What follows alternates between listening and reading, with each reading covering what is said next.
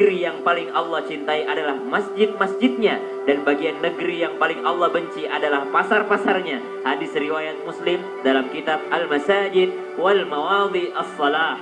Baru-baru ini bangunan Hagia Sophia resmi oleh Presiden Turki dari fungsinya sebagai museum kembali menjadi masjid. Seperti dikutip situs tempo.co yang dikutip dari Daily Sabah 11 Juli 2020, pengadilan menyatakan bahwa Hagia Sophia secara resmi terdaftar sebagai masjid sesuai dengan fungsi awalnya.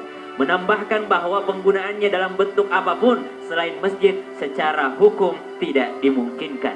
Bagaimana mungkin dengan sejarah Hagia Sophia itu sendiri? Dikutip dari detik.com, pada zaman Kekaisaran Bizantium, Hagia Sophia merupakan sebuah gereja.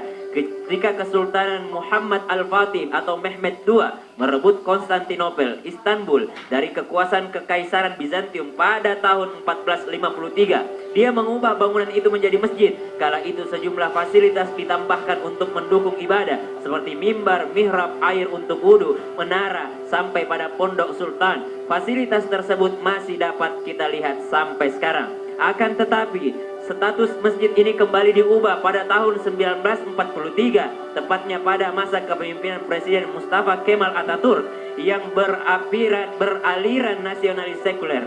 Saat itu Mustafa akhirnya menetapkan Hagia Sophia sebagai museum. Wacana mengembalikan fungsi Hagia Sophia sebagai masjid kembali dimulai pada tahun 2005. Selama 15 tahun terjadi perdebatan dalam pembahasan usulan tersebut sebelum akhirnya pengadilan mengetok palu pada tahun 2020 ini.